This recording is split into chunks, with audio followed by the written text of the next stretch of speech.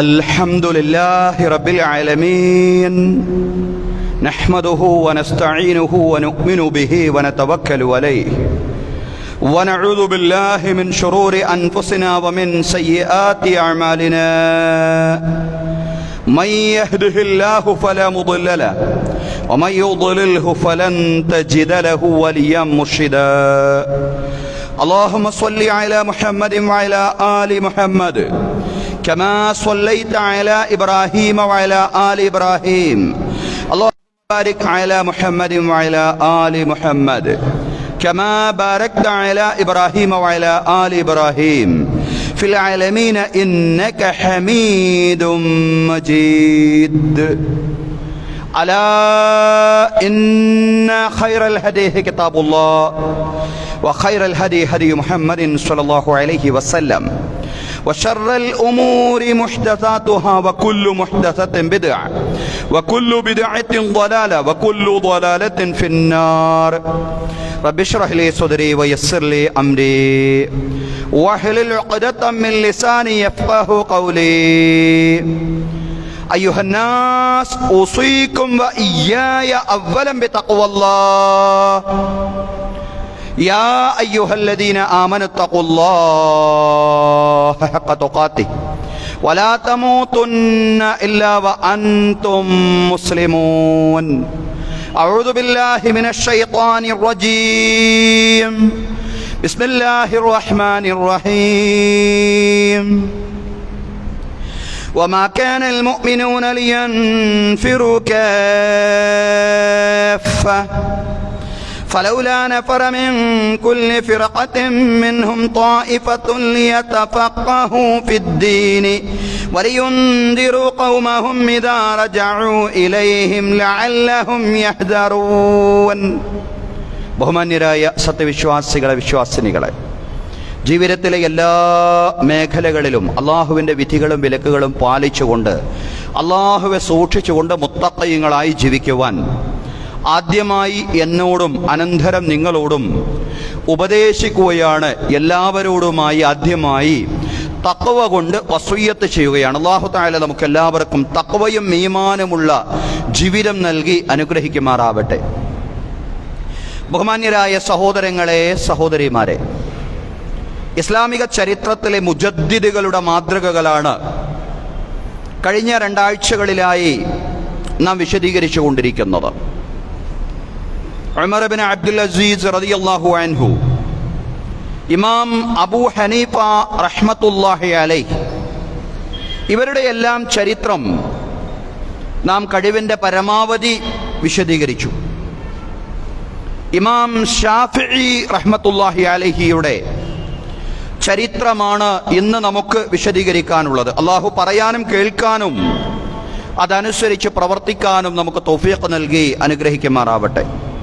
ബഹുമാന്യരായ സഹോദരങ്ങളെ, സഹോദരിമാരെ, ഹിജ്റ 150-ലാണ് 150 മഹാനായ ഇമാമുൽ അഅ്ദം ഇമാം അബൂ ഹനീഫത്തുൽ കൂഫി റഹ്മത്തുള്ളാഹി അലൈഹി ഈ ലോകത്തോട് വിട പറഞ്ഞത്. ഇമാം അബൂ ഹനീഫ റഹ്മത്തുള്ളാഹി അലൈഹി മരണപ്പെട്ട, അതല്ലെങ്കിൽ രക്തസാക്ഷിയായ ഹിജ്റ 150 തന്നെയായിരുന്നു ഇമാം ഷാഫിഈ റഹ്മത്തുള്ളാഹി അലൈഹി ജനിച്ചത്. മദ്ഹബിന്റെ മുൻഗണനാക്രമം അനുസരിച്ച് പറയുമ്പോൾ, ആദ്യം രൂപപ്പെട്ട മദ്ഹബുകളെ സംബന്ധിച്ച് പറയുമ്പോൾ ആദ്യം ഇമാം അബൂ ഹനീഫയുടെ ചരിത്രവും പിന്നീട് ഇമാം മാലിക്കിന്റെ ചരിത്രവുമാണ് പറയേണ്ടത്. പക്ഷേ നമ്മുടെ കേരളത്തെ സംബന്ധിച്ചിടത്തോളം, വിശേഷിച്ചും മലബാറിനെ സംബന്ധിച്ചിടത്തോളം, എല്ലാ ആളുകളും, ബഹുഭൂരിപക്ഷം വരുന്ന മലബാരികളും തെക്കൻ കേരളത്തിലേക്ക് വരുമ്പോൾ വ്യത്യസ്തമായ സാഹചര്യമുണ്ട്. ഷാഫിഈ മദ്ഹബ് പിന്തുടരുന്നവരാണ്. ദക്ഷിണ കേരളത്തിൽ ഏതാനും ചില മഹല്ലുകളെ മാത്രം ഒഴിച്ചു നിർത്തിയാൽ കേരളത്തിലെ ബഹുഭൂരിപക്ഷം മഹല്ലുകളും ഷാഫിഈ മദ്ഹബ് പിന്തുടരുന്നവരാണ്. അതേ അവസരം തന്നെ ഇന്ത്യാടിസ്ഥാനത്തിൽ നോക്കുമ്പോൾ ബഹുഭൂരിപക്ഷവും ഹനഫിയാക്കളുമാണ്. ആ ഒരു മുൻഗണനാക്രമം വെച്ചുകൊണ്ടാണ് നമ്മൾ രണ്ടാമതായി ഇമാം ഷാഫിഈ റഹ്മത്തുള്ളാഹി അലൈഹിയുടെ ചരിത്രം വിശദീകരിക്കുന്നത്. ഏതായാലും ഈ മദ്ഹബിന്റെ ഇമാമുമാരെയെല്ലാം ചരിത്രകൃതികളിൽ മുജദ്ദിദുകളുടെ, പരിഷ്കർത്താക്കളുടെ, നവോത്ഥാന നായകന്മാരുടെ ഗണത്തിലാണ് ഉൾപ്പെടുത്തിയിട്ടുള്ളത് എന്ന് നമുക്ക് കാണാൻ സാധിക്കുന്നത്. ഓരോ കാലഘട്ടത്തിലും ഒരു മുജദ്ദിദ് വരിക എന്നത് ആ കാലഘട്ടത്തിന്റെ താല്പര്യമാണ്. അതാണ് നാം കഴിഞ്ഞ ആഴ്ച ഓതിവെച്ച വിശുദ്ധ ഖുർആനിലെ വചനം. ഈ ആഴ്ചയും പ്രാരംഭത്തിൽ അത് തന്നെയാണ് നമ്മൾ ഓതിവെച്ചിട്ടുള്ളത്. അള്ളാഹു പറയാൻ, വമാ കാനൽ മുഅ്മിനൂന ലിയൻഫിറു കാഫ, സത്യവിശ്വാസികൾക്ക് ഒരു യുദ്ധത്തിന് പുറപ്പെടുകയാണെങ്കിലും ആകമാനം ഒരുമിച്ചങ്ങ് പുറപ്പെടുന്നത് ഭൂഷണമല്ല. ഫലൗലാ നഫറ മിൻ കുല്ലി ഫിറഖത്തിൻ മിൻഹും ത്വായിഫത്തുൻ ലിയതഫഖഹു ഫിദ്ദീൻ, അവരിൽപ്പെട്ട ഒരു വിഭാഗം ആളുകൾ എന്തുകൊണ്ട് ദീൻ ആഴത്തിൽ പഠിക്കുന്നതിന് വേണ്ടി പുറപ്പെടുന്നില്ല? ദീൻ ആഴത്തിൽ പഠിച്ച ഒരു സംഘം എന്നും ഉണ്ടാവണം. പ്രവാചകന്മാരുടെ അസാന്നിധ്യത്തിൽ പ്രവാചകൻ യുദ്ധത്തിന് പുറപ്പെട്ട ഘട്ടത്തിൽ വിശേഷിച്ചു അങ്ങനെ ഒരു വിഭാഗം ഉണ്ടാവണം എന്ന് പറയാൻ.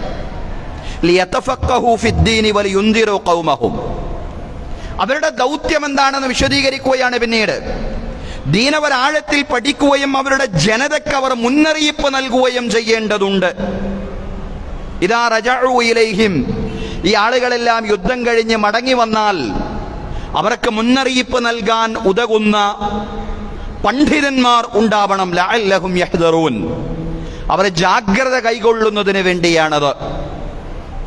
അപ്പൊ ഫുഖഹാവും മുജദ്ദിദുകളും മുജ്തഹിദുകളും ഓരോ കാലഘട്ടത്തിലും ഉണ്ടാവുക എന്നത് ചരിത്രത്തിന്റെ അനിവാര്യ താല്പര്യമാണ്, ദീനിന്റെയും അനിവാര്യ താല്പര്യമാണ്.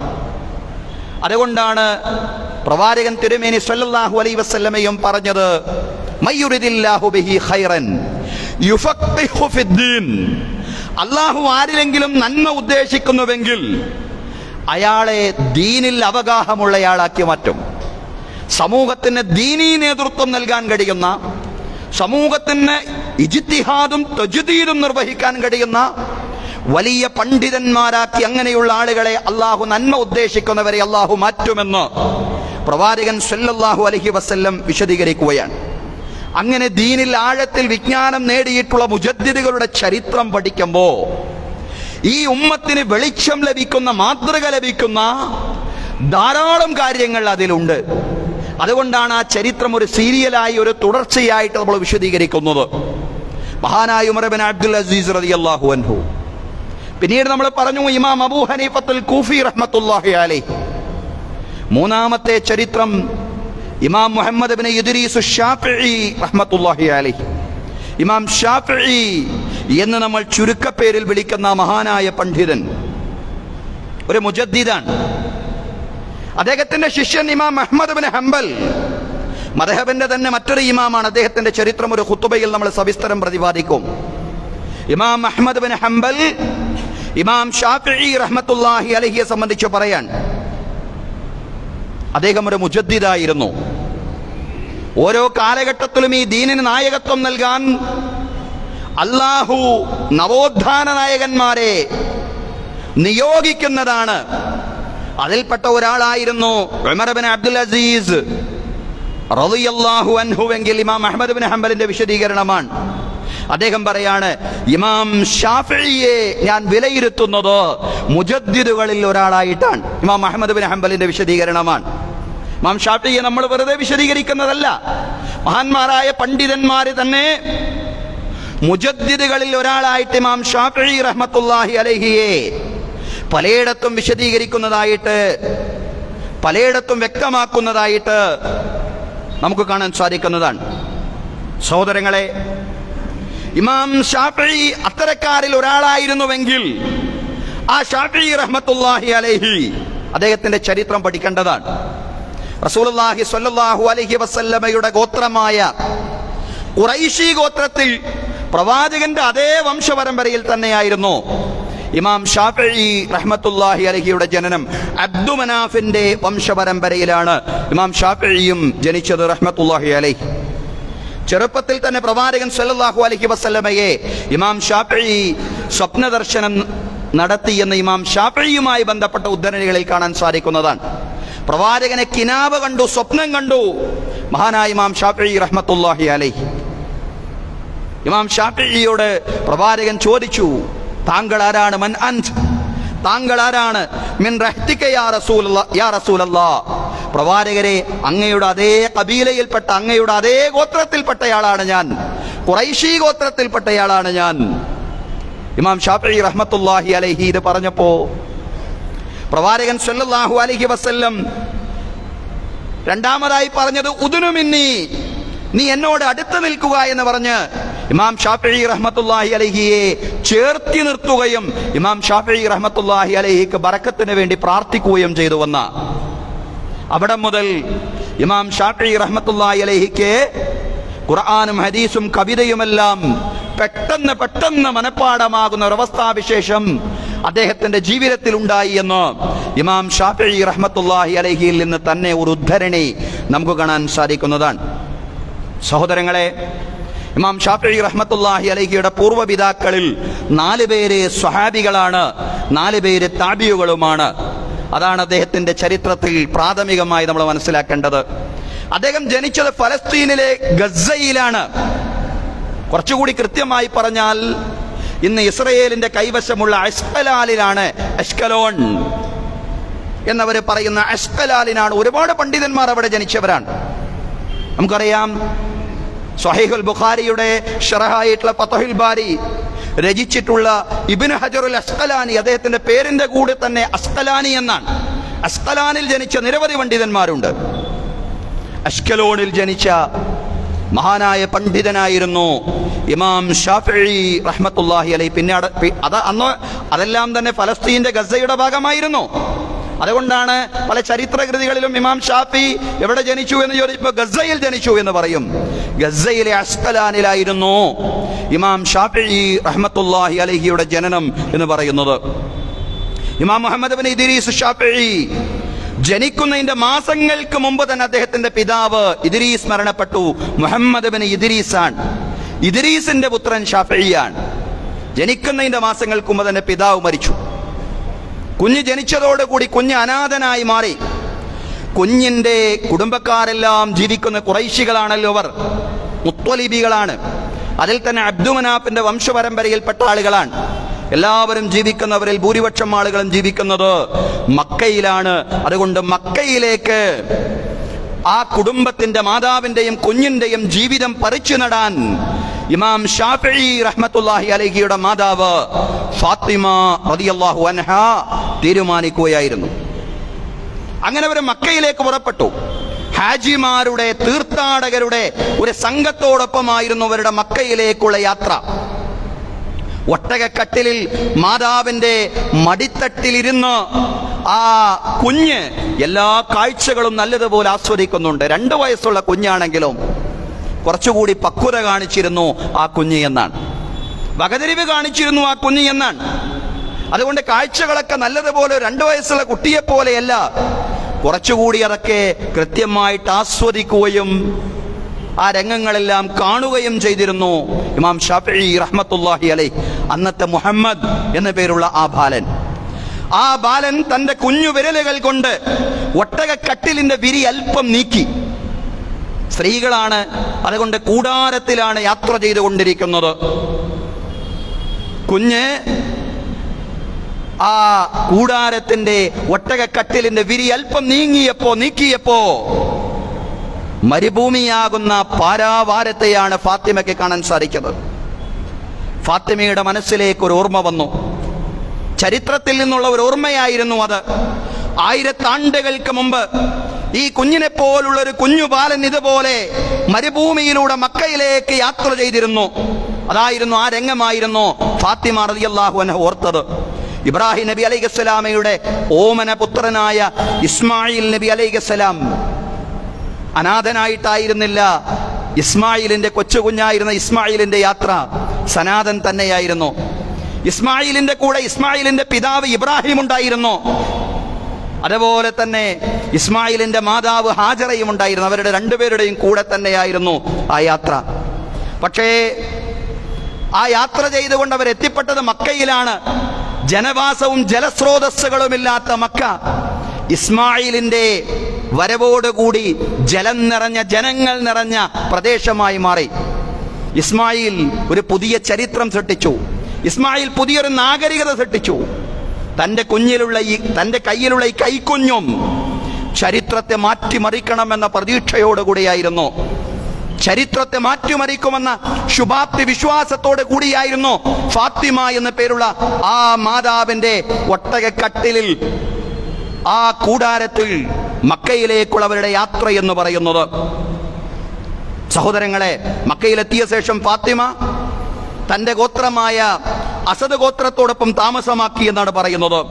പിന്നീട് പിതാവിന്റെ കുടുംബത്തോടൊപ്പം, അതോടൊപ്പം തന്നെ മാതാവിന്റെ കുടുംബത്തോടൊപ്പം, രണ്ട് കുടുംബത്തിന്റെയും കൂടെ മുഹമ്മദ് ബിൻ ഇദ്രീസിന് ഇമാം ഷാഫിഈക്ക് ജീവിക്കാനുള്ള അവസരമുണ്ടായി. ഒരു വശത്ത് മാതാവിന്റെ കുടുംബം, അവര് അസദ് ഗോത്രത്തിൽപ്പെട്ട ആളുകളാണ്. അതേപോലെ തന്നെ പിതാവിന്റെ കുടുംബം അബ്ദുമനാഫിന്റെ ഖുറൈശി ഗോത്രത്തിൽപ്പെട്ട ആളുകളാണ്. ഇവരുടെ ഈ രണ്ട് ഗോത്രക്കാരുടെയും സാന്നിധ്യത്തിൽ ഇമാം ഷാഫിഈക്ക് ജീവിക്കാനുള്ള അവസരം ലഭിച്ചു എന്നാണ് പറയുന്നത്. ചെറുപ്രായത്തിൽ തന്നെ മാതാവ് അവനെ മക്കയിലെ ഓത്തുപള്ളിയിൽ പരിശുദ്ധ ഖുർആൻ പഠിക്കാൻ അയച്ചു. മുഹമ്മദിനെ, ഇമാം ഷാഫിഈ എന്നൊക്കെ നമ്മൾ പറയുന്നേ ഉള്ളൂ, അന്ന് വലിയ ഇമാമൊന്നുമായി മാറിയിട്ടില്ല. അദ്ദേഹത്തിന്റെ ശൈശവകാലമാണ്. ചെറുപ്രായത്തിൽ തന്നെ പ്രിയപ്പെട്ട മാതാവ് ഫാത്തിമ കുഞ്ഞിനെ മക്കയിലെ ഓത്തുപള്ളിയിൽ പരിശുദ്ധ ഖുർആൻ പഠിക്കാൻ അയച്ചു. പ്രവാചകന്റെ കുടുംബാംഗം എന്ന നിലയിൽ, പ്രവാചകന്റെ കുടുംബാംഗങ്ങൾ എന്ന നിലയിൽ അവർക്ക് ഭരണകൂടത്തിന്റെ ഭാഗത്ത് ചെറിയൊരു വരുമാനമുണ്ട്. ആ വരുമാനം മാത്രമേ അവർക്കുള്ളൂ, വേറൊരു വരുമാനവും അവർക്കില്ല. തുച്ഛമായ സംഖ്യയായിരുന്നു അവർക്ക് മാസവരുമാനമായിട്ട് ലഭിച്ചിരുന്നത്. അതുകൊണ്ട് ജീവിത ചെലവും മകന്റെ വിദ്യാഭ്യാസ ചെലവും അത് രണ്ടും പാടെ സഹിക്കാൻ കഴിയുന്നില്ല. കാരണം ഓത്തുപള്ളിയിൽ മകൻ പഠിക്കുമ്പോൾ ഉസ്താദിന് ഫീസ് കൊടുക്കണം. ഉസ്താദിന് ഫീസ് കൊടുക്കാൻ സാധിക്കുന്നില്ല ഉമ്മാക്കെന്ന് തിരിച്ചറിഞ്ഞപ്പോ ഇമാം ഷാഫിഈ തന്നെ ഒരു ദൗത്യം ഏറ്റെടുത്തു. അതായത് ഉസ്താദിന്റെ അസാന്നിധ്യത്തിൽ, ഷെയ്ഖിന്റെ അസാന്നിധ്യത്തിൽ ഓത്തുപള്ളിയിലെ കുഞ്ഞുങ്ങളുടെ മേൽനോട്ടം വഹിക്കുക, അവരുടെ മോണിറ്ററിംഗ് നിർവഹിക്കുക എന്ന ആ ദൗത്യമായിരുന്നു ഇമാം ഷാഫിഈ റളിയല്ലാഹു അൻഹു റഹ്മത്തുള്ളാഹി അലൈഹി നിർവഹിച്ചത്. അതനുസരിച്ച് ചെറിയൊരു ഫീസ് ഇളവ് ഇമാം ഷാഫിഈക്ക് പ്രത്യേകമായിട്ട് അനുവദിച്ചു. പിന്നീട് ഈ കുഞ്ഞിന്റെ അപൂർവമായ സാമർത്ഥ്യവും അത്യപൂർവമായ അസാധാരണമായ ബുദ്ധിശക്തിയും ഉസ്താദിനെ കാണാൻ സാധിച്ചു. അതോടുകൂടി ഫീസിൽ പൂർണ്ണമായിട്ടുള്ള ഇളവ് കുഞ്ഞിനെ ഉസ്താദ് അനുവദിച്ചു എന്നാണ് പറയുന്നത്. സഹോദരങ്ങളെ, ഈ ചരിത്രത്തിലെല്ലാം നമുക്ക് വലിയ വലിയ പാഠങ്ങളുണ്ട്. നമ്മുടെ കുഞ്ഞുങ്ങളെ കഷ്ടപ്പെടുത്തണം എന്നതല്ല ഈ ചരിത്രം നമുക്ക് നൽകുന്ന വലിയ പാഠം എന്ന് പറയുന്നത്. ഈ ചരിത്രമെല്ലാം നമ്മുടെ കുഞ്ഞുങ്ങൾക്ക് നാം പകർന്നു കൊടുക്കണം. അപ്പോഴേ നമ്മുടെ കുഞ്ഞുങ്ങൾ ഏത് കാലത്ത് ജീവിച്ചാലും, ഉള്ള കാലത്ത് ജീവിച്ചാലും ഇല്ലാത്ത കാലത്ത് ജീവിച്ചാലും, സമ്പന്നതയിൽ ജീവിച്ചാലും ദാരിദ്ര്യത്തിൽ ജീവിച്ചാലും, സുഖത്തിൽ ജീവിച്ചാലും ദുഃഖത്തിൽ ജീവിച്ചാലും, സൗകര്യങ്ങളിൽ ജീവിച്ചാലും കഷ്ടപ്പാടിൽ ജീവിച്ചാലും അവർക്ക് സമാധാനം വേണം. അവർക്ക് സമാധാനം വേണമെങ്കിൽ ഇതുപോലെ ചരിത്രങ്ങൾ പറഞ്ഞു കൊടുക്കണം. കഷ്ടപ്പെട്ട് ജീവിച്ച് പഠിച്ച ഒരുപാട് പണ്ഡിതന്മാർ കഷ്ടപ്പെട്ട് ജീവിച്ച് പഠിച്ച് ആ കഷ്ടപ്പാടിൽ തന്നെ 7 വയസ്സിൽ വിശുദ്ധ ഖുർആൻ മുഴുവനും മനഃപ്പാഠമാക്കിയ സമർത്ഥരായ വിദ്യാർത്ഥികളുടെ, പണ്ഡിതന്മാരുടെ ചരിത്രം നമ്മുടെ കുഞ്ഞുങ്ങൾക്ക് പകർന്നു കൊടുക്കുക. ഇതൊക്കെയാണ് ഈ ചരിത്രത്തിൽ നിന്നുള്ള നമുക്കുള്ള വലിയ പാഠം എന്ന് പറയുന്നത്. ഹറമിലെ പ്രഗത്ഭരായ പണ്ഡിതന്മാരുടെ സദസ്സിൽ ചെന്ന് ഖുർആന്റെ വ്യാഖ്യാനവും ഹദീസും പഠിക്കാൻ തുടങ്ങി. എന്നാൽ ഖുർആനും ഹദീസും ആഴത്തിൽ പഠിക്കാൻ അറബി ഭാഷയിലും സാഹിത്യത്തിലും അവഗാഹം നേടുന്നത് അനിവാര്യമായിരുന്നു. ഇമാം ഷാഫിഈ റഹ്മത്തുള്ളാഹി അലൈഹി അത് തിരിച്ചറിഞ്ഞു. ശുദ്ധമായ അറബി ഭാഷ പഠിക്കണമെങ്കിൽ മലയോരങ്ങളിൽ ചെല്ലണം, ബദവികൾക്കിടയിൽ ജീവിക്കണം. കാരണം ഖുർആന്റെ ഭാഷ അവർക്ക് കൂടി ഗ്രാഹ്യമായ ഭാഷയാണ്. അതുകൊണ്ട് അവർക്കിടയിൽ ജീവിച്ചുകൊണ്ട് അറബി ഭാഷയുടെ ആഴങ്ങളിലേക്ക് ഇറങ്ങിച്ചെല്ലുക.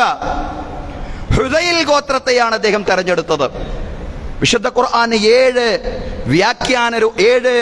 പാരായണ രൂപങ്ങളുണ്ട് എന്ന് നമുക്കറിയാം. ഒരു രൂപം ഹുദൈലിന്റെ ലഹ്നാൻ. ഹുദൈൽ ഗോത്രത്തെയാണ് ഇമാം ഷാഫിഈ റഹ്മത്തുള്ളാഹി അലൈഹി അറബി ഭാഷ പഠിക്കാൻ വേണ്ടി തെരഞ്ഞെടുത്തത്. അവരുടെ കൂടെ അദ്ദേഹം ദീർഘകാലം ജീവിച്ചു എന്നാണ്. 10ഓളം വർഷം ഹുദൈൽ ഗോത്രം അവരുടെ കൂടെ അറബി ഭാഷ പഠിക്കാൻ വേണ്ടി ഇമാം ഷാഫിഈ റഹ്മത്തുള്ളാഹി അലൈഹി ചെലവഴിച്ചു. അവരുടെ കവിതകളെല്ലാം ഹൃദയസ്ഥമാക്കി. 10,000-കണക്കിന് ഹുദൈൽ ഗോത്രക്കാരുടെ കവിതകൾ ഇമാം ഷാഫിഈ റഹ്മത്തുള്ളാഹി അലൈഹി മനപ്പാടമാക്കിയിരുന്നു എന്നാണ്. ഇവിടെയും ചരിത്രം നമുക്കൊരു പാഠം നൽകുന്നുണ്ട്. അതായത് ഖുർആൻ പഠിക്കുന്നതോടൊപ്പം, അതല്ലെങ്കിൽ ഖുർആൻ മനസ്സിലാകണമെങ്കിൽ അറബി ഭാഷ പഠിക്കണം. സാധാരണക്കാരാണെങ്കിലും അറബി ഭാഷ ലളിതമായിട്ടെങ്കിലും അറിഞ്ഞിരിക്കണം എന്നുള്ളതാണ്. അത് പഠിക്കണം വിശ്വാസികൾ. ഇന്നാ അൻസൽനാഹു ഖുർആനൻ അറബിയ്യൻ ലഅല്ലകും തഅഖിലൂൻ. നിശ്ചയം നാം ഈ ഖുർആനിനെ ഇറക്കിയിട്ടുള്ളത് അറബി ഭാഷയിലാണ്, നിങ്ങൾക്കത് മനസ്സിലാവുന്നതിന് വേണ്ടി. അറബി ഭാഷ പഠിക്കുക എന്ന് പറഞ്ഞാൽ അത് ഖുർആൻ പഠനത്തിന്റെ ഭാഗമാണ്. 10 വർഷത്തോളം അറബിയായ ഇമാം ഷാഫിഈ അദ്ദേഹം ജനിച്ചത് എവിടെയാണ്? അദ്ദേഹം ജനിച്ചത് അസ്കലാനിലാണ്, ഗസയിലാണ് ജനിച്ചത്. പിന്നീട് അദ്ദേഹം പോകുന്നത് എങ്ങോട്ടാണ്? മക്കയിലോട്ടാണ് പോകുന്നത്. അദ്ദേഹത്തിന്റെ ഗോത്രം ഏതാണ്? ഖുറൈശി ഗോത്രമാണ്. എന്നാലും അറബി ഭാഷയുടെ വേറിട്ട രൂപങ്ങൾ മനസ്സിലാക്കാൻ വേണ്ടി, വ്യത്യസ്തമായ രീതികൾ മനസ്സിലാക്കാൻ വേണ്ടി അദ്ദേഹം ഒരു ഗോത്രത്തിന്റെ കൂടെ 10 കൊല്ലം ജീവിച്ചു എന്നുള്ളതാണ്. അതാണ് അറബി ഭാഷയ്ക്ക് ദീനിലുള്ള പ്രാധാന്യം എന്ന് പറയുന്നത്. തഅല്ലമുൽ അറബിയ്യത ഫഇന്നഹാ മിൻ ദീനിക്കും. മഹാനായ ഉമർ അൽ ഫാറൂഖ് റളിയല്ലാഹു അൻഹു പറയുമായിരുന്നു, നിങ്ങൾ അറബി ഭാഷ പഠിക്കണം, നിശ്ചയം അത് നിങ്ങളുടെ ദീനിൽപ്പെട്ടതാണ്. എല്ലാവർക്കും ഒരുപോലെ അറബി ഭാഷയുടെ ഗ്രാഹ്യം കൈവരിക്കുക സാധ്യമല്ല. പക്ഷെ കഴിവിന്റെ പരമാവധി ലളിതമായിട്ടെങ്കിലും പ്രാഥമികമായിട്ടെങ്കിലും ആ ഭാഷ മനസ്സിലാക്കുക എന്നത് ഖുർആൻ പഠിതാക്കളെ സംബന്ധിച്ചിടത്തോളം, വിശ്വാസികളെ സംബന്ധിച്ചിടത്തോളം അത് അനിവാര്യമായിട്ടുള്ള ഒരു കാര്യമാണെന്ന് ഇമാം ഷാഫിഈ റഹ്മത്തുള്ളാഹി അലൈഹിയുടെ ചരിത്രം നമ്മോട് പറയാൻ. സഹോദരങ്ങളെ, ഈ 10 കൊല്ലത്തിന് ശേഷം മരുഭൂവാസം അവസാനിപ്പിച്ച് അദ്ദേഹം ഹദീസിന്റെയും ഫിഖ്ഹിന്റെയും പഠനത്തിലേക്ക് തന്നെ മടങ്ങി ഇമാം ഷാഫിഈ. പക്ഷേ ഇസ്ലാമിക ജ്ഞാനം, ഇസ്ലാമികമായ അറിവുകൾ മക്കയിൽ മാത്രം പരിമിതമായിരുന്നില്ല. മദീനയിൽ ഇമാം മാലിക് റഹ്മത്തുള്ളാഹി അലൈഹി ജീവിക്കുന്ന കാലമാണ്. ഇറാഖിൽ ഇമാം അബൂ ഹനീഫ റഹ്മത്തുള്ളാഹി അലൈഹിയുടെ ശിഷ്യന്മാർ അബൂ യൂസുഫ് അടക്കമുള്ള ആളുകൾ ജീവിക്കുന്ന കാലമാണ്. അതുപോലെ തന്നെ ഷാമിൽ ഇമാം ഔസാഇ ജീവിക്കുന്ന കാലമാണ്. ഈജിപ്തിൽ ഇമാം ലൈസ് റഹ്മത്തുള്ളാഹി അലൈഹി ജീവിക്കുന്ന കാലമാണ്. ഈ വിജ്ഞാന കേന്ദ്രങ്ങളിലേക്കെല്ലാം പോകണം, എല്ലായിടത്തും പോയിട്ട് അറിവന്വേഷിക്കണം. ഇതായിരുന്നു ഇമാം ഷാഫിഈ റഹ്മത്തുള്ളാഹി അലൈഹിയുടെ ആഗ്രഹം. ആദ്യം മദീനയിലേക്ക് പോവാനാണ് ഇമാം ഷാഫിഈ റഹ്മത്തുള്ളാഹി അലൈഹി തീരുമാനിച്ചത്. മദീന പ്രവാചക നഗരിയാണ്. മദീനക്കാരുടെ ജീവിതം എന്ന് പറയുന്നത് പ്രവാചക ജീവിതത്തിന്റെ കണ്ണാടിയാണ്, പ്രവാചക ജീവിതത്തിന്റെ ദർപ്പണമാണ് മദീനക്കാരുടെ ജീവിതം എന്ന് പറയുന്നത്.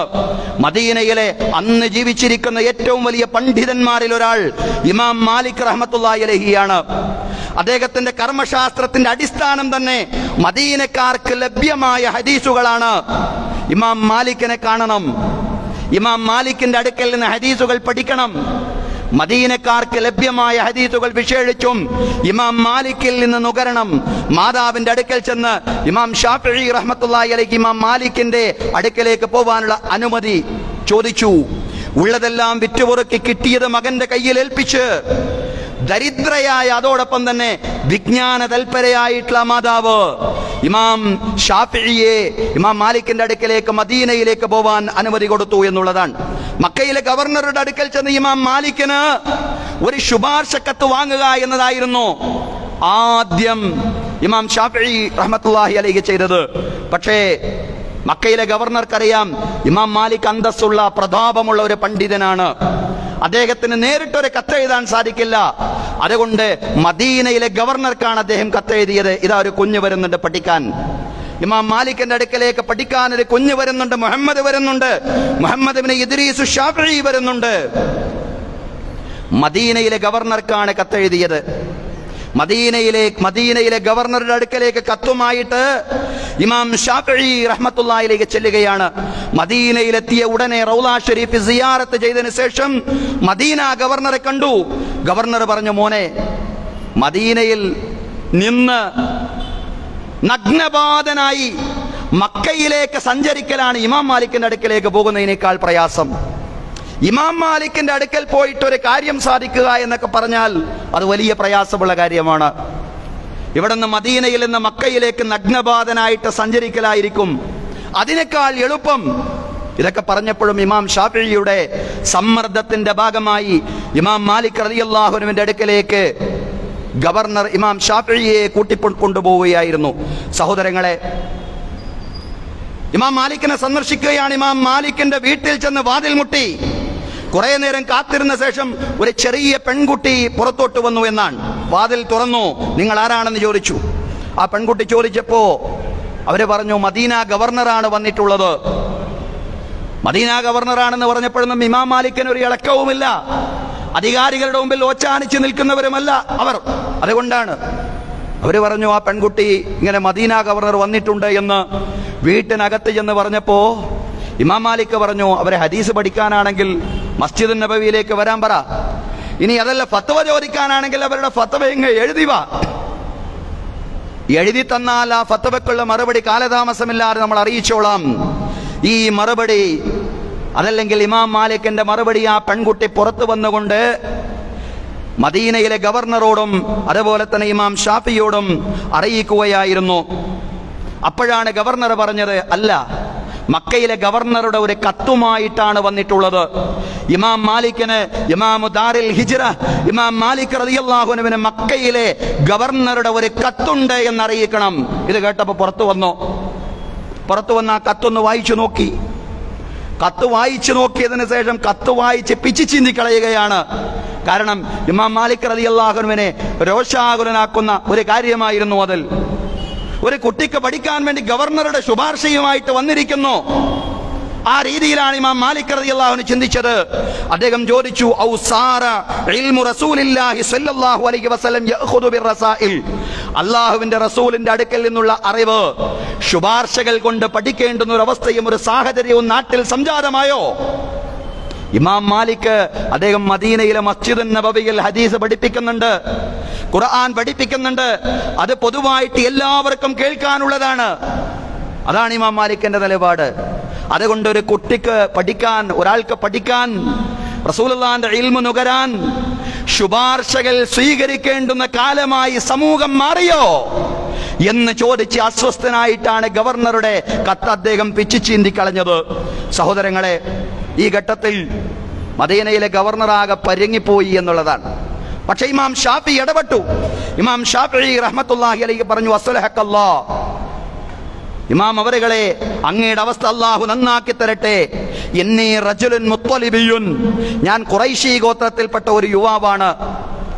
അള്ളാഹുവിന്റെ ദീൻ താങ്കളുടെ അടുക്കൽ നിന്ന് പഠിക്കാൻ വേണ്ടിയിട്ടാണ് ഞാൻ വന്നിട്ടുള്ളത്. എന്റെ ആവശ്യത്തിന് വേണ്ടിയിട്ടാണ് വന്നിട്ടുള്ളത്. എന്റെ ആവശ്യത്തിന് വേണ്ടിയാണ് ഗവർണറുടെ കത്തുമായി ഗവർണർ നിങ്ങളുടെ അടുക്കലേക്ക് വന്നിട്ടുള്ളത്. മൻ അൻത്, താങ്കൾ ആരാണ്? എന്റെ പേര് മുഹമ്മദ് ബിൻ ഇദ്രീസാൻ, ഞാൻ മുഹമ്മദാണ് എന്റെ പേര്. ഇമാം മാലിക് റഹ്മത്തുള്ളാഹി അലൈഹി അദ്ദേഹത്തിന്റെ ഫറാസത്ത് കൊണ്ട് തിരിച്ചറിഞ്ഞു എന്നാണ് ചരിത്രം പറയുന്നത്. വന്നിട്ടുള്ള മുഹമ്മദ് അതിസമർത്ഥനായിട്ടുള്ളൊരു പണ്ഡിതനായിട്ട് ഭാവിയിൽ മാറിയേക്കാം. ഇമാം മാലിക് റളിയല്ലാഹു അൻഹു ആ തിരിച്ചറിവ് അദ്ദേഹത്തിനുണ്ടായി, ദീർഘദൃഷ്ടിയുണ്ടായി. ഫറാസത്തുൽ മുഅ്മിനി ഹഖുൻ, ഒരു സത്യവിശ്വാസിയുടെ ദീർഘദൃഷ്ടി സത്യമാണെന്ന് ഒരു ഹദീസിൽ നമുക്ക് കാണാൻ സാധിക്കുന്നതാണ്. സഹോദരങ്ങളെ, ഇമാം മാലിക് റളിയല്ലാഹു അൻഹു പറഞ്ഞു, യാ മുഹമ്മദേ, നിനക്ക് നല്ല ഭാവിയുണ്ട്. നിന്റെ മുഖത്ത് പ്രകാശം കാണുന്നുണ്ട്. ആ പ്രകാശത്തെ നീ ഇരുട്ടാക്കി കളയരുത്.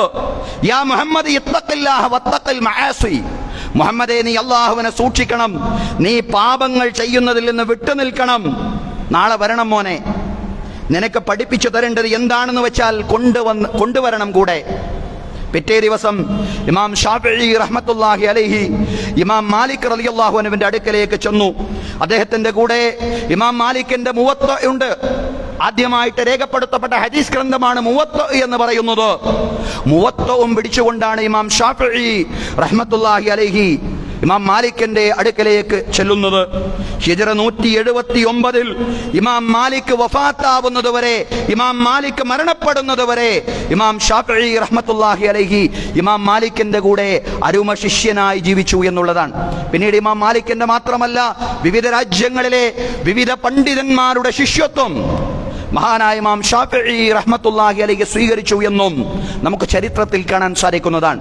സഹോദരങ്ങളെ, കേവല ചരിത്രമല്ല നമ്മൾ വിശദീകരിക്കുന്നത്, നമ്മൾ തജ്ദീദിന്റെ ചരിത്രമാണ് വിശദീകരിക്കുന്നത്. രണ്ട് രീതിയിലുള്ള തജ്ദീദായിരുന്നു ഇമാം ഷാഫിഈ റഹ്മത്തുള്ളാഹി അലൈഹി നിർവഹിച്ചത്. ഇസ്ലാമിക ചരിത്രത്തിൽ രണ്ട് രൂപത്തിലുള്ള നവോത്ഥാനമായിരുന്നു ഇമാം ഷാഫിഈ റഹ്മത്തുള്ളാഹി അലൈഹി നിർവഹിച്ചത്.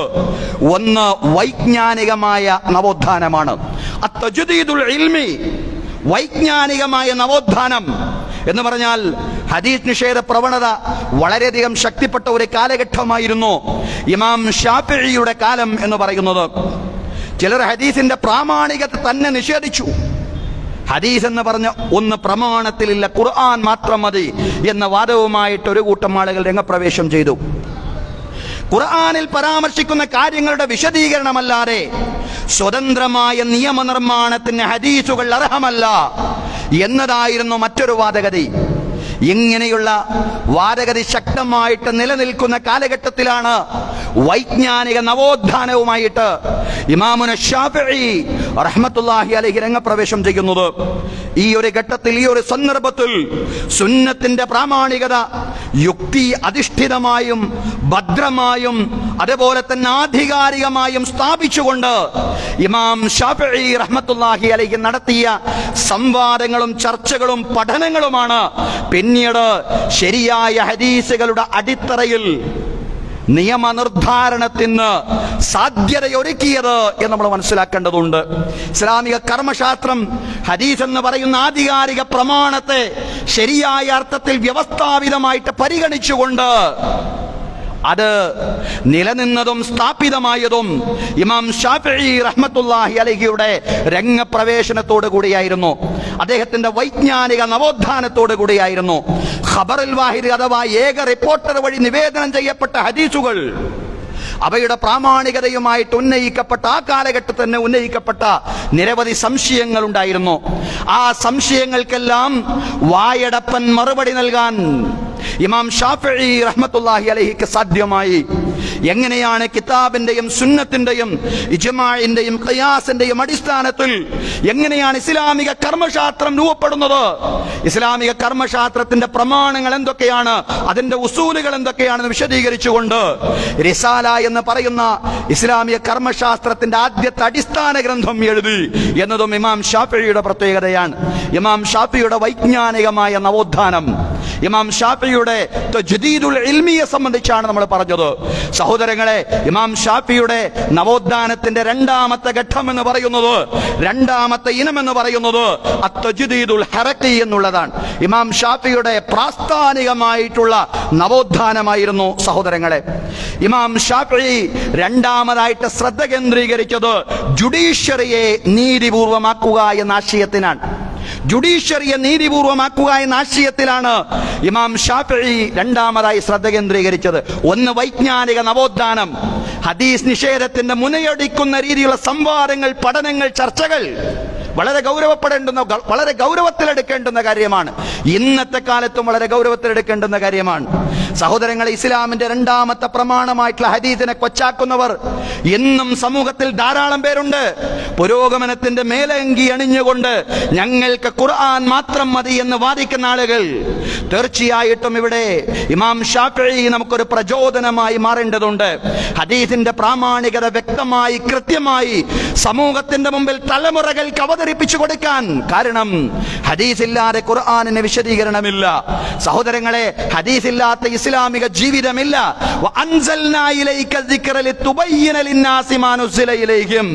പ്രവാചകരെ, ഈ ഖുർആൻ നിങ്ങൾക്ക് നാം അവതരിപ്പിച്ചു തന്നത് നിങ്ങൾ ജനങ്ങൾക്ക് ഇത് വിശദീകരിച്ചു കൊടുക്കാനാണ്. പ്രവാചകൻ സാക്ഷിയാണ്, ഖുർആനിന്റെ ജീവിക്കുന്ന സാക്ഷിയാണ് പ്രവാചകൻ എന്ന് പറയുന്നത്. പ്രവാചക ജീവിതം എന്ന് പറയുന്നത് ഖുർആനിന്റെ വിശദീകരണമാണ്. സഹോദരങ്ങളെ, ആ പ്രവാചകന്റെ വാക്കുകൾ, പ്രവർത്തനങ്ങൾ, മൗനാനുവാദങ്ങൾ, പ്രവാചകന്റെ ജീവിതം, അതാണ് ഹദീസ്.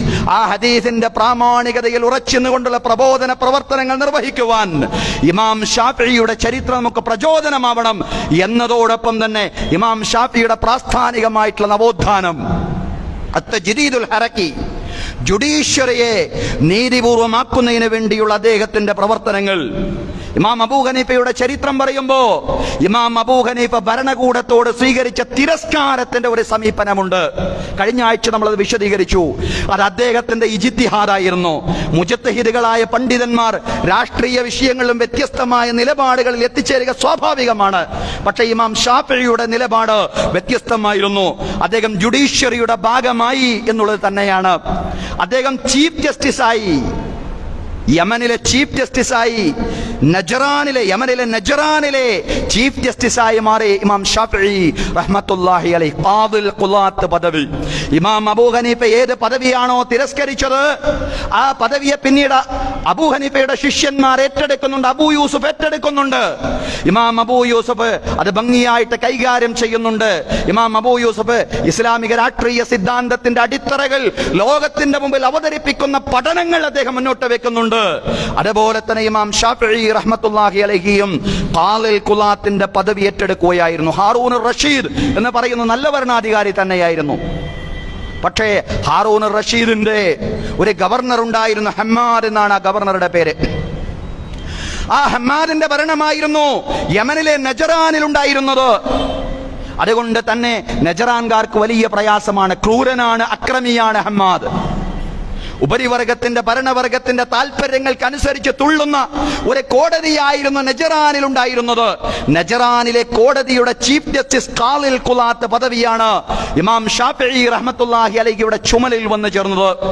ഒരു കോടതിയിലേക്ക് കേസുകൾ വരുമ്പോ ആ കേസുകൾ എടുക്കുക എന്നതാണ് ഇപ്പോഴും സാധാരണഗതിയിൽ കോടതി ഉദ്യോഗങ്ങൾ നിർവഹിക്കുന്ന ജഡ്ജിമാരാണെങ്കിലും അതല്ലെങ്കിൽ വക്കീൽമാരാണെങ്കിലും എല്ലാവരും തന്നെ കേസ് വരുമ്പോൾ അത് ഏറ്റെടുക്കുക എന്നതാണ് ചെയ്യുക. പക്ഷേ ഇമാം ഷാഫിഈ റഹ്മത്തുള്ളാഹി അലൈഹി കേസ് വരാൻ കാത്തുനിന്നില്ല.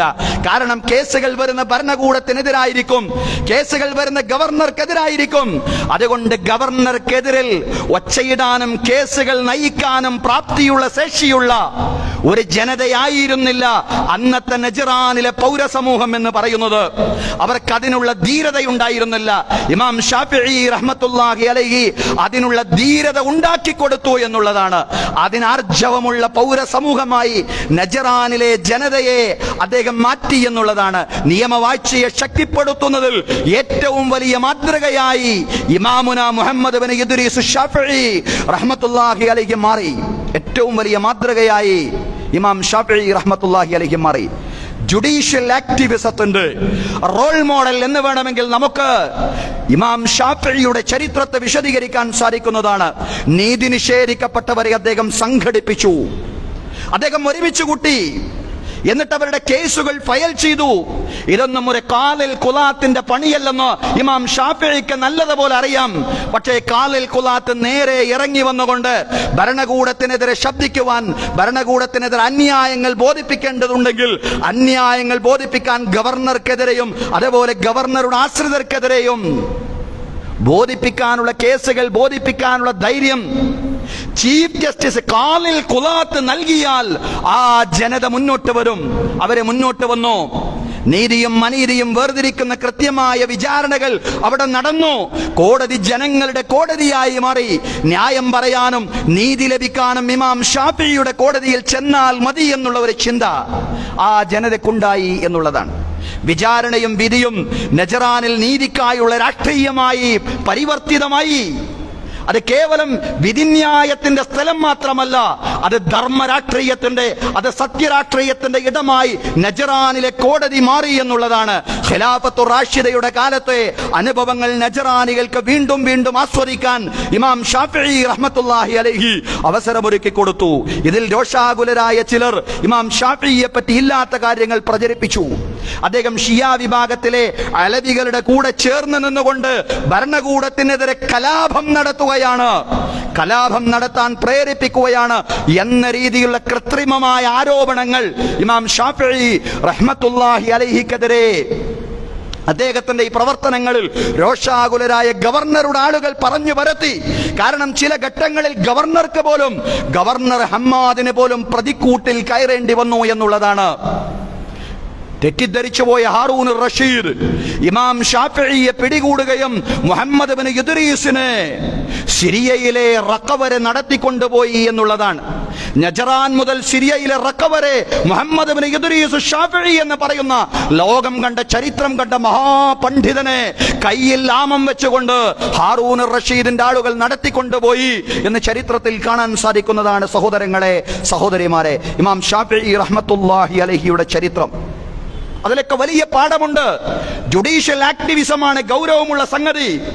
നിയമവാഴ്ച നല്ല രീതിയിൽ സമൂഹത്തിൽ മാതൃകാപരമായി നിലനിന്നാൽ എല്ലാ വിവാദങ്ങളും കെട്ടടങ്ങും എന്നുള്ളതാണ്. അനാവശ്യമായ വിവാദങ്ങൾ ആളുകൾ ഉണ്ടാക്കുകയില്ല. നോക്കൂ നിങ്ങൾ, ബാബരി മസ്ജിദുമായിട്ട് ഒരിക്കലും നല്ലതല്ലാത്ത എന്ന് പറയുന്ന ഒരു വിധി, പക്ഷേ സുപ്രീം കോടതിയുടെ വിധിയായതുകൊണ്ട് നമുക്കൊക്കെ അത് അംഗീകരിച്ചേ പറ്റൂ. ആ ഒരു അർത്ഥത്തിൽ നമ്മളത് ഉൾക്കൊള്ളുന്നു എന്നതിനപ്പുറം ധാരാളം ചോദ്യങ്ങൾ ഉണ്ടായിരുന്നു ബാബരി മസ്ജിദുമായി ബന്ധപ്പെട്ട അവസാനത്തെ വിധിക്ക്. ആ അവസാനത്തെ വിധി യഥാർത്ഥത്തിൽ അതൊരു തണലായി പിന്നീട് മാറുകയാണ് ചെയ്തത്. ഇന്നത്തെ ഡിസംബർ 6 എന്ന് പറയുമ്പോ നമുക്കറിയാം ബാബരിയുടെ ഓർമ്മ ദിനമാണ്. ഈ ഓർമ്മ ദിനത്തിൽ ഇതാ രാജ്യത്ത് നിരവധി വിവാദങ്ങൾ പൊട്ടിപ്പുറപ്പെട്ടിരിക്കുന്നു.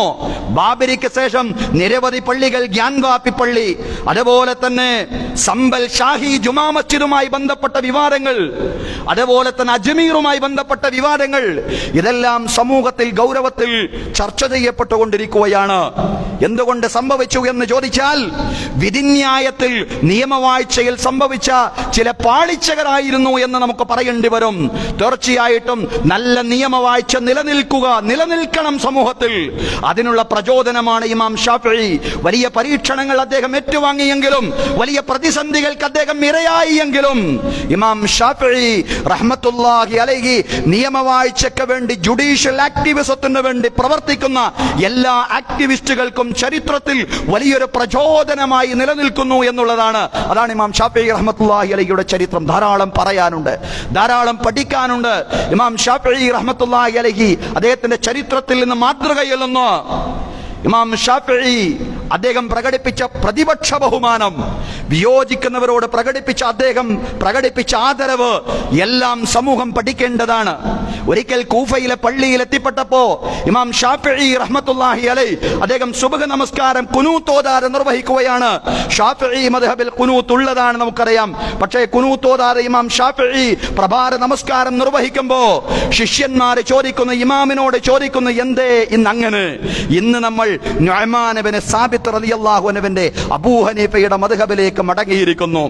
അങ്ങനെയാണ് ചിലപ്പോഴെല്ലാം നമുക്ക് നുഅ്മാൻ ഇബ്നു സാബിത്തിന്റെ മദ്ഹബിനെ ഉൾക്കൊള്ളേണ്ടി വരും. ശക്തമായിട്ട് ഇമാം അബൂ ഹനീഫയോട് ചില കാര്യങ്ങളിൽ വിയോജിക്കുമ്പോഴും ഇമാം ഷാഫിഈ പറയാറുണ്ടായിരുന്നു, അൽ ഫുഖഹാഉ കുല്ലുഹും ഇയാലു അബീ ഹനീഫ. കർമ്മശാസ്ത്ര പണ്ഡിതന്മാരെല്ലാം അബൂ ഹനീഫയുടെ ആശ്രിതരാണ്. സഹോദരങ്ങളെ, മഹാന്മാരായ അഇമ്മത്തിൽ മുജദ്ദിദുകളിൽ ധാരാളം കാര്യങ്ങൾ കാലഘട്ടത്തിന് പഠിക്കാനുണ്ട്. മാതൃകകളായി സമകാലികമായിട്ട് നമുക്ക് പഠിക്കാനുണ്ട്. ചരിത്രത്തിൽ നിന്നും സമകാലികതയെ വായിക്കുവാൻ എനിക്കും നിങ്ങൾക്കും സാധിക്കണം ഇൻഷാ അല്ലാഹ്. അടുത്ത ആഴ്ച നമുക്ക് ഇമാം മാലിക് റളിയല്ലാഹു അൻഹുവിന്റെ ചരിത്രം പറയാം. അല്ലാഹു പറയാനും കേൾക്കാനും അത് ഉൾക്കൊള്ളാനും നമുക്ക് തൗഫീഖ് നൽകി അനുഗ്രഹിക്കുമാറാവട്ടെ. അഖൂലു ഖൗലി ഹാദാ വ അസ്തഗ്ഫിറുല്ലാഹ ലീ വലക്കും. ഇന്നല്ലാഹ വ മലായികതഹു യുസല്ലൂന അലൻ നബി യാ അയ്യുഹല്ലദീന ആമനൂ സ്വല്ലൂ അലൈഹി വസല്ലിമു തസ്ലീമാ.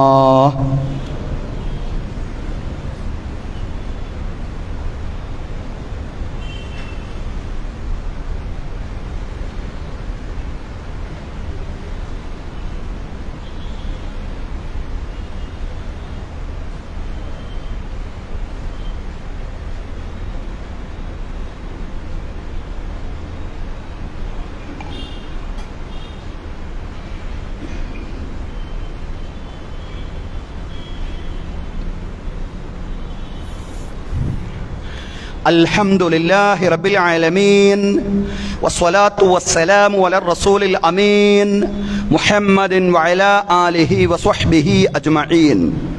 أيها الناس، أوصيكم وإياي ثانيا بتقوى الله. أعوذ بالله من الشيطان الرجيم. بسم الله الرحمن الرحيم. يا أيها الذين آمنوا اتقوا الله حق تقاته ولا تموتن إلا وأنتم مسلمون. ബഹുമാന്യരായ സത്യവിശ്വാസികളെ, വിശ്വാസിനികളെ, ജീവിതത്തിലെ എല്ലാ മേഖലകളിലും അള്ളാഹുവിൻ്റെ വിധികളും വിലക്കുകളും പാലിച്ചുകൊണ്ട് അള്ളാഹുവെ സൂക്ഷിച്ചുകൊണ്ട് മുത്തഖീങ്ങളായി ജീവിക്കണമെന്ന് ഒരിക്കൽ കൂടി എന്നോടെന്ന പോലെ നിങ്ങളോടും ഉപദേശിക്കുകയാണ്. തഖ്വ കൊണ്ട് വസിയത്ത് ചെയ്യുകയാണ്. അള്ളാഹു തആല നമുക്കെല്ലാവർക്കും തഖ്വയും ഈമാനുമുള്ള ജീവിതം നൽകി അനുഗ്രഹിക്കുമാറാവട്ടെ. അള്ളാഹു നമ്മെ ഇവിടെ ഒരുമിച്ച് കൂട്ടിയതുപോലെ നാളെ അവൻ്റെ നിരവധി അനുഗ്രഹങ്ങൾ നിറഞ്ഞ ജന്നാത്തുൽ ഫിർദൗസിലും ഒരുമിച്ച് കൂട്ടുമാറാവട്ടെ. അള്ളാഹു നമ്മുടെ എല്ലാ പ്രവർത്തനങ്ങളും അവൻ്റെ പ്രീതിയിലും പൊരുത്തത്തിലുമാക്കി തീർക്കുമാറാവട്ടെ. നമ്മിൽ നിന്ന് മരണപ്പെട്ടു പോയി നമ്മുടെ മാതാപിതാക്കൾ, ബന്ധു, മിത്രാദികൾ, അയൽവാസികൾ എല്ലാവർക്കും അള്ളാഹു മഗ്ഫിറത്തും റഹ്മത്തും പ്രദാനം ചെയ്യുമാറാവട്ടെ. അവരുടെയും നമ്മുടെയും ബർസഖി ജീവിതം അള്ളാഹു വിശാലമാക്കി തരുമാറാവട്ടെ. ഖബർ കണ്ണെത്താ ദൂരത്തോളം വിശാലമാക്കി കൊടുക്കുമാറാവട്ടെ. അള്ളാഹു അവൻ്റെ അർശിൻ്റെ രാജസിംഹാസനത്തിൻ്റെ നിഴൽ നേടിയെടുക്കുന്നവരിൽ നമ്മെ എല്ലാവരെയും ഉൾപ്പെടുത്തി അനുഗ്രഹിക്കുമാറാവട്ടെ. ഹൗലുൽ കൗസറിൻ്റെ മഹത്തായ പാനീയം റസൂലുള്ളാഹി സ്വല്ലല്ലാഹു അലൈഹി വസല്ലമയുടെ കരങ്ങളിൽ നിന്ന് വാങ്ങിച്ചു കുടിക്കുന്നവരിലും റസൂലുള്ളാഹി സ്വല്ലല്ലാഹു അലൈഹി വസല്ലമയുടെ ശഫാഅത്തുൽ ഉലമായുടെ ഭാഗമാവുന്നവരിലും സുറാത്തിലൂടെ മിന്നൽ വേഗത്തിൽ പ്രയാണം ചെയ്യുന്നവരിലും വലതുകൈയിൽ ഗ്രന്ഥം നേടിയെടുക്കുന്നവരിലും ഫിർദൗസിൽ പ്രവാചകന്മാരോടൊപ്പം സുദ്ദീഖുകളോടൊപ്പം ശുഹദാക്കളോടൊപ്പം സ്വാലിഹീങ്ങളോടൊപ്പം കുടുംബാംഗങ്ങളോടൊപ്പം ശാശ്വത സംഗമിക്കുന്നവരും റബ്ബ് തആല നമ്മെ എല്ലാവരെയും ഉൾപ്പെടുത്തി അനുഗ്രഹിക്കുമാറാവട്ടെ. നമ്മുടെ ഭാര്യ സന്താനങ്ങളിൽ അല്ലാഹു കൺകുളിർമ പ്രദാനം ചെയ്യുമാറാവട്ടെ. നമ്മുടെ മക്കൾ അല്ലാഹു സജ്ജനങ്ങളാക്കി മാറ്റുമാറാവട്ടെ. എല്ലാത്തരം സാമ്പത്തിക ബാധ്യതകളിൽ നിന്നും കടങ്ങളിൽ നിന്നും അല്ലാഹു നമ്മുടെ എല്ലാവരുടെയും പിരടികളെ വിമോചിപ്പിക്കുമാറാവട്ടെ. അപകട മരണങ്ങളിൽ നിന്നും, പെട്ടെന്നുള്ള മരണങ്ങളിൽ നിന്നും, മാരകമായ രോഗങ്ങളിൽ നിന്നും, മറ്റെല്ലാ ദുരിതങ്ങളിൽ നിന്നും, പരീക്ഷണങ്ങളിൽ നിന്നും അല്ലാഹു നമ്മെ എല്ലാവരെയും രക്ഷപ്പെടുത്തി അനുഗ്രഹിക്കുമാറാവട്ടെ. നമ്മുടെ കൃഷിയിൽ, നമ്മുടെ കച്ചവടത്തിൽ, നമ്മുടെ ഉദ്യോഗ വരുമാന മാർഗങ്ങളിൽ അല്ലാഹു ഖൈറും ബറക്കത്തും പ്രദാനം ചെയ്യുമാറാവട്ടെ. ഫലസ്തീൻ മക്കളെ പടച്ചവരെ നീ സഹായിക്കണമേ റബ്ബേ. അല്ലാഹുവേ ഗസയിലെ റഫയിലെ സഹോദരങ്ങളെ നീ സഹായിക്കണമേ റബ്ബേ. അല്ലാഹുവേ ലബനാനിലെയും ഗസയിലെയും റഫയിലെയും പാവപ്പെട്ട സ്ത്രീകളെയും കുഞ്ഞുങ്ങളെയും നീ രക്ഷിക്കണമേ റബ്ബേ. അല്ലാഹുവേ അവർക്ക് അപ്പവും അന്നവും അഭയവും നൽകി റബ്ബേ നീ അവരുടെ രക്ഷാധികാരിയായി മാറണേ പടച്ചതമ്പുരാനെ. അവരുടെ സഹായിയായി നീ മാറണേ റബ്ബേ. അവരെ നീ സഹായിക്കണമേ തമ്പുരാനെ. അല്ലാഹുവേ ഖുദ്സിന് സമ്പൂർണ്ണമായ മോചനം, ബൈത്തുൽ മഖ്ദിസിന് സമ്പൂർണ്ണമായ മോചനം നൽകി നീ അനുഗ്രഹിക്കണമേ റബ്ബേ. അല്ലാഹുവേ നിങ്ങളുടെ പ്രാർത്ഥന നീ സ്വീകരിക്കണമേ റബ്ബേ. എല്ലാ സദുദ്ദേശങ്ങളും നീ സഫലീകരിച്ച് തരണമേ തമ്പുരാനെ. അല്ലാഹുമ്മ റബ്ബ അൻ നബി ബക്കർ വഉമർ വഉസ്മാൻ വഅലി വഅൻ ബഖിയത്തി സ്വഹാബത്തി വസ്വഹാബിയത്തി കുല്ലിഹിം അജ്മഈൻ. അല്ലാഹുമ്മ ഗ്ഫിർ ലിൽ മുഅ്മിനീന വൽ മുഅ്മിനാത്ത് വൽ മുസ്ലിമീന വൽ മുസ്ലിമാത്ത് അൽഅഹ്യാ മിൻഹും വൽ അംവാത്ത് ഇന്നക മുജീബു ദഅവാതി യാ ഖാദിയൽ ഹാജാത്ത്. അല്ലാഹുമ്മ അജിർനാ മിനൻ നാർ, അല്ലാഹുമ്മ അജിർനാ മിനൻ നാർ, അല്ലാഹുമ്മ അജിർനാ മിനൻ النار. اللهم لا تعذبنا بالنار ولا تجعلنا من حطب النار إنها بئس الدار وبئس المثوى وبئس القرار. اللهم لا تجعل في قلوبنا غلا للذين آمنوا ربنا إنك أنت رؤوف رحيم. ربنا آتنا في الدنيا حسنة وفي الآخرة حسنة وقنا عذاب النار. وصلى الله على سيدنا محمد وعلى آله وصحبه أجمعين والحمد لله رب العالمين.